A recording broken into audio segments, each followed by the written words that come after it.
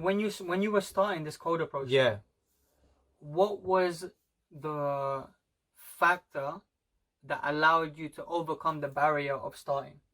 I think the factor... Because, you know, we all get these thoughts in our head. Like, think about a few thoughts that you had when you started this podcast. Yeah, literally. Oh, it's going to be on YouTube. Or the man them are going to think that I'm a... You know? Yeah, which is normal. Or they're going to think that I'm trying to come across as more intelligent than I actually am. Yeah. You know, these kind of things. Yeah, there's obviously barriers where you think how people will judge you, but really, like I said... What was the barrier and how did you overcome it? Thing is, I think when you have someone else supporting you, it helps. Like if I didn't start off alone, I started off with Kevin in Central. So because he saw me fuck up, I saw him fuck up.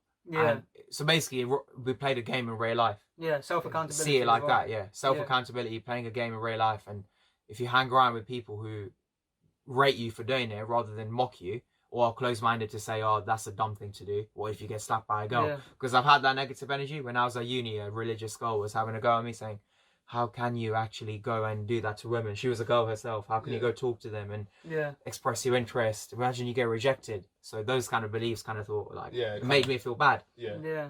But I'd realised, you know what?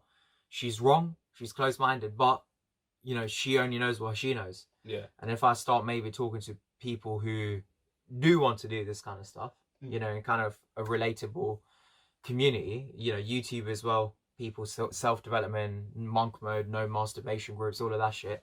Yeah, I can do it. So me and my mate, we went out together. I was still scared to do it alone, but I was like, okay, let's just do it sober. And whatever happened, like, we see it as a game. Completely so sober, because when you're new, you know all this, I dare you to do this, I dare you to do this when you're a kid. You'd only do it if someone dares you, right? Otherwise it's too scary. Child in you when you do that. So me and Kevin were doing that to each other. I dare you, I dare you. And because when you dare each other, whatever the result is, no one's going to judge each other. Yeah. And the more you do it, like, let's say, if I dare you to do this, then you dare me to do something a little bit more extreme. And you're expanding the potential. Pretty every much, single time, just like a rubber band. You're just getting bigger and just getting bigger and just getting bigger. Don't make that into anything dirty, by the way. Yeah. When you're older, there, you dirty minded motherfucker. Depends on your age as well. How old are you? Okay, yeah, we're all around the same age. So that's when you're like 20. When I was 19, 20, I was more worried about what people would judge me. 100% more. But the older you get, trust me, you don't understand who you are. People get to like 30s and then they realize. Yeah. And then they say it was too late. And then you know. Like 4 years ago, did you understand who CJ was? No. Did you understand that? Like, not really. Did you like give yourself these labels of like, okay, I'm a producer, or I'm really invested in music, I am a music mogul?